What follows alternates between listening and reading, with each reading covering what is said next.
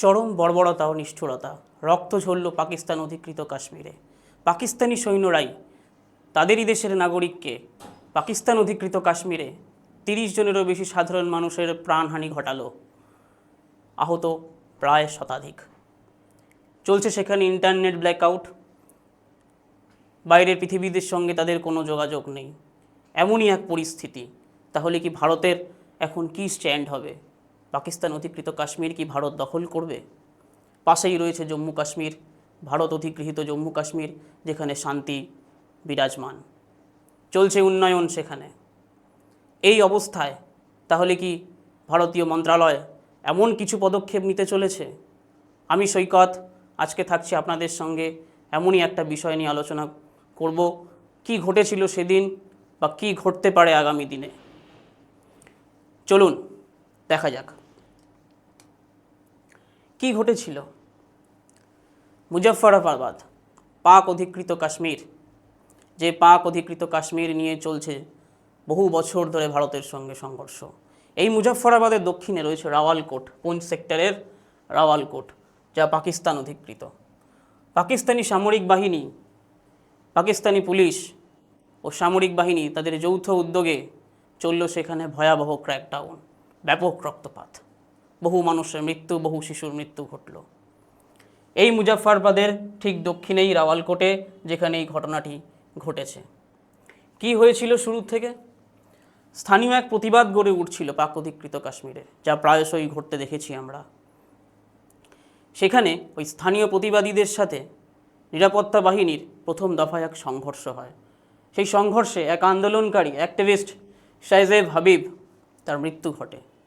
তার মৃত্যুর পরে তার শবযাত্রা নিয়ে যখন সেই আন্দোলনকারীরা পথ দিয়ে এগিয়ে চলে, সেখানে আবার সেনাবাহিনীদের সঙ্গে আবার সংঘর্ষ ঘটে এবং সরাসরি ওপেন ফায়ার করে নিজের দেশের নাগরিকদের উপরেই।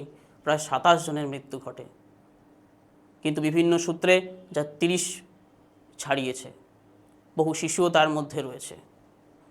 খুবই দুঃখজনক এই ঘটনা। কি ঘটেছিল? একটা শান্তিপূর্ণ মিছিল, সেই শান্তিপূর্ণ মিছিলে গুলি চালালো পাকিস্তান সেনাবাহিনী।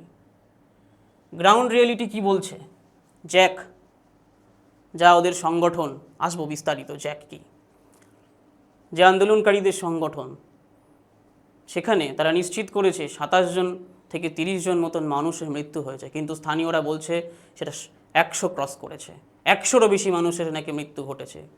হাসপাতাল থেকে 110 জন স্থানীয়কে তুলে নিয়েছে সেনা সদস্যরা, গুম করেছে মৃতদেহ, এমনই কথা উঠে আসছে। দমনপীড়নের শিকার শান্তিপূর্ণ বিক্ষোভকারীরা। রাষ্ট্রীয় বয়ান কি? পাক মিডিয়া কি বলছে? মাত্র 3 থেকে 7 জন নিহত। সম্পূর্ণ নীরব সেখানকার মিডিয়া, কোনো মিডিয়া চ্যানেলেই দেখানো হচ্ছে না এই ঘটনা। ইন্টারনেট ব্ল্যাকআউট চলছে পাকিস্তান অধিকৃত কাশ্মীরে। রাষ্ট্রবিরোধী সংহিংস গোষ্ঠী যারা সেনাদের ওপর হামলা করেছে, এমনই কথা বলছে কিনা পাক মিডিয়া। যাই হোক, জ্যাক কি? Joint Awami action committee. এটা একদম একটা গ্রাসরুট লেভেলের নাগরিক আন্দোলন, যা পাক অধিকৃত কাশ্মীরে তারা বিভিন্ন বিষয়ে দাবি করছিল। খুবই সামান্য তাদের দাবি ছিল অর্থনৈতিক অধিকার। কী কী ছিল সেই অধিকারের মধ্যে? বিদ্যুতের বিল হ্রাস করতে হবে, আটার দাম কমানো, মুদ্রাস্ফীতি নিয়ন্ত্রণ। ভাবুন একবার, তারা পথে নেমেছিল আটার দাম কমানোর জন্য।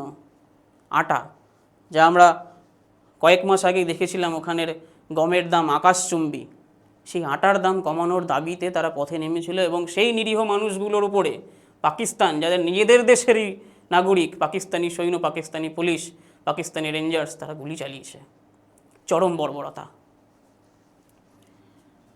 তাদের বর্তমান দাবি কী চলছিল? বর্তমান দাবি এই যে আটার দাম কমানো, বিদ্যুতের বিল হ্রাস, সেখান থেকে আস্তে আস্তে তারা আন্দোলনকে একটু উচ্চ পর্যায়ে নিয়ে যায়। রাজনৈতিক অধিকার।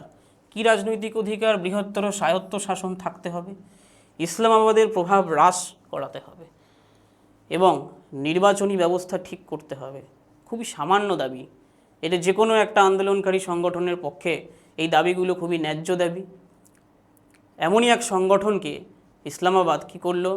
তাদের বিক্ষোভ দমনের উদ্দেশ্যে প্রতিবাদ শুরুর আগেই ব্যান্ড করে দিল। বলল এই সংগঠনটি আউটলড, নিষিদ্ধ ঘোষণা করলো তাদের সংগঠনকে।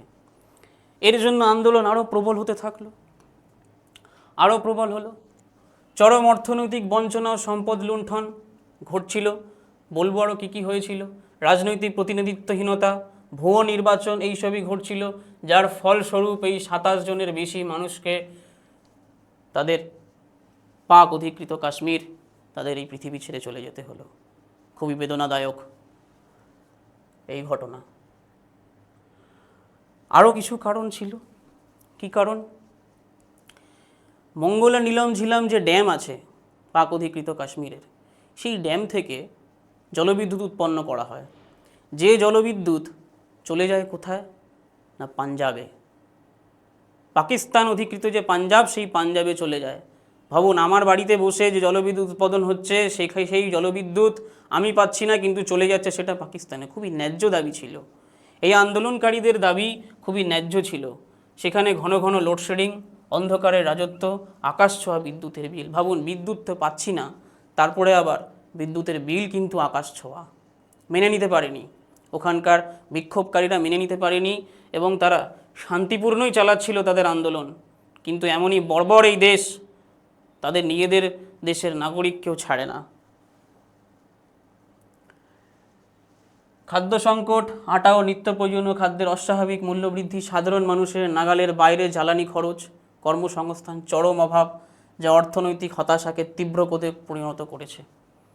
স্বাভাবিক, খুবই বেসিক দাবি, খুবই বেসিক অধিকার নিয়ে তারা পথে নেমেছিল। যেটা হচ্ছে কি প্রত্যক্ষ কারণ হয়ে দাঁড়িয়েছিল এই আন্দোলনের, যেটা একটু হলেও স্ফুলিঙ্গ থেকে দাবানলে পরিণত হচ্ছিল তাদের আন্দোলন। পিওকে অ্যাসেম্বলিতে আসন সংখ্যা হচ্ছে 53টি। 1947 যখন স্বাধীন হয়, ভারত আর পাকিস্তান আলাদা হয়, ওখানকার অধিবাসীদের জন্য, এই পাক অধিকৃত কাশ্মীরের জন্য সংরক্ষিত থাকতো 12টি আসন। এই 12 জনের প্রতিনিধিরা পিওকেতে থাকেনি না। ভাবুন, এমন তাদের নেতৃত্ব, এমন তাদের এমপিরা যারা ওই পাকিস্তান অধিকৃত কাশ্মীরকে চালাচ্ছেন, তারা সেই অধিকৃত কাশ্মীরে থাকেনি না। কোথায় থাকেন? তারা থাকেন পাঞ্জাবে। এবং এই নীলম ঝিলাম যে বাঁধের জল থেকে যে বিদ্যুৎ উৎপন্ন হয়, সেটা সরাসরি চলে যেত পাঞ্জাবে। আর এখানের মানুষ যারা আপনাদেরকে ভোট দিয়ে জেতাচ্ছে, তারা কি করছে?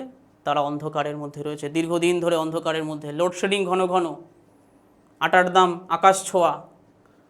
এই যে বৈষম্যমূলক সংরক্ষণ, এই বৈষম্যমূলক সংরক্ষণ সুপ্রিম কোর্ট আজও বহাল করে রেখেছে। কেমন দেশ ভাবুন! দেশের সুপ্রিম কোর্ট সেখানে কোনো হস্তক্ষেপ করেনি। গণগ্রেপ্তার চলতে শুরু হলো, আন্দোলন যখন শুরু হলো, 350 জনেরও বেশি স্থানীয় নাগরিক ও অ্যাক্টিভিস্টকে আটক করা হয়েছে। জ্যাকের যে অফিস, সেই অফিস সিল ও নেতাদের বিরুদ্ধে ফৌজদারি মামলা শুরু করে দিয়েছে। ইন্টারনেট ব্ল্যাকআউট চলছে তাদের ওই অঞ্চল জুড়ে, কঠোর বিধিনিষেধের মধ্যে। সেনা, গোয়েন্দা সব মোতায়েন করে সারাক্ষণ চলছে নজরদারি এবং সেনাদের তৎপরতা। স্বাভাবিক আন্দোলন, স্বাভাবিক, খুবই স্বাভাবিক, এবং তাদের দাবিগুলো খুবই ন্যায্য। এই চরম পরিস্থিতিতে জাতিসংঘ কি বলছে? বিশ্ব পর্যায়ে এই আলোচনা কত দূর অবধি এগিয়েছে? জাতিসংঘ বিশ্বমঞ্চে ভারতের বিরুদ্ধে মানবাধিকার লঙ্ঘনের মিথ্যা অভিযোগ প্রচার করা হয়েছে। বহুবার করেছে মানবাধিকার লঙ্ঘন। আজকে মানবাধিকার কোথায়? ভারতের বিরুদ্ধে যে এতবার পাকিস্তান জাতিসংঘে রিপোর্ট করেছে, নালিশ করেছে, ভারত নাকি মানবাধিকার লঙ্ঘন করে চলেছে। তাহলে পিওকের এখন বাস্তব চিত্র কি? নিজের নাগরিকদের উপর দমনপীড়ন, নিজের নাগরিকদের উপর রক্তক্ষয়ী, নিজের নাগরিকদের উপর গুলিবর্ষণ। পাকিস্তানের আন্তর্জাতিক বয়ান এখন চরম হুমকির মুখে। ভারতের সামনে পাকিস্তানের দ্বৈতনীতি উন্মোচনের মোক্ষম সুযোগ তৈরি হচ্ছে। তাহলে কি এইবারে ভারত কি কিছু স্ট্যান্ড নেবে? ভারতের মন্ত্রণালয়, ভারতের কূটনীতিবিদরা কি করতে চলেছে? আমরা সেদিকে তাকিয়ে থাকবো অবশ্যই। ভারতের যে জম্মু কাশ্মীর, সেই জম্মু কাশ্মীরে বিপুল সরকারি বিনিয়োগ হয়েছে, পর্যটনের অভাবনীয় প্রসার, শান্তি এবং দ্রুত অবকাঠামোগত উন্নয়ন। কিন্তু এই শান্তিকে বারবার তারা টেররিজম দিয়ে ভঙ্গ করতে চেয়েছে। তো ভারতের সরকার এই টেররিজমকে কোনোভাবেই এন্টারটেইন করেনি, নানাভাবে একে মোকাবিলা করার চেষ্টা করেছে। জম্মু কাশ্মীর হাসছে, সেখানকার নাগরিক অর্থ সম্পদে ফুলে উঠছে, শান্তিতে রয়েছে ভারত অধিকৃত জম্মু কাশ্মীর। পাশেই পাক অধিকৃত কাশ্মীরে কি চলছে? সম্পদের লুণ্ঠন, অর্থনৈতিক দমনপূরণ, চরম অর্থনৈতিক দুর্দশা। যে অন্ধকারের কথা বলা হচ্ছিল, লোডশেডিং হয়ে যেত ঘন ঘন, সেই সময় চলতো ওখানকার যে সম্পদ, সেই সম্পদের পাচার চলতো, যার মধ্যে পাকিস্তানের মন্ত্রণালয়ে বহু নেতারা জড়িত রয়েছে। পাক অধিকৃত কাশ্মীরে জনগণরা দেখতে পাচ্ছে যে পাশে ভারতীয় জম্মু কাশ্মীরে আজকে সোশ্যাল মিডিয়ার যুগ, সোশ্যাল মিডিয়ার মাধ্যমে সীমান্তের উপরে বিশাল পার্থক্য প্রতিনিয়ত হয়েছে। চরম দুর্দশার মধ্যে তারা রয়েছে এবং এখানে ভারতীয় জম্মু কাশ্মীর সবাই হাসছে, সেখানকার অধিবাসীরা। কোথাও গিয়ে দিনের শেষে তারা চায় যে ভারত সেই স্থান দখল করুক। আমরা তাকিয়ে থাকব ভারতের কূটনীতিবিদরা কি পদক্ষেপ নেয় এর বিরুদ্ধে। আশা করা যাচ্ছে খুবই ভালো কিছু আমরা দেখতে পাবো খুব তাড়াতাড়ি। আজকে এইটুকুনই ছিল। দুঃখ বেদনায় মন ভরে গিয়েছে পাকিস্তানের ওই নিরীহ মানুষগুলো, নিরীহ শিশুগুলোর কথা ভেবে। তাদের জন্য আমার সমবেদনা রইল। আজকের মতো এইটুকুনই। নেক্সট ভিডিওতে আবার দেখা হচ্ছে। অবশ্যই জনগণের মধ্যে শেয়ার করে দিন এই ভিডিওটিকে। ভালো থাকবেন।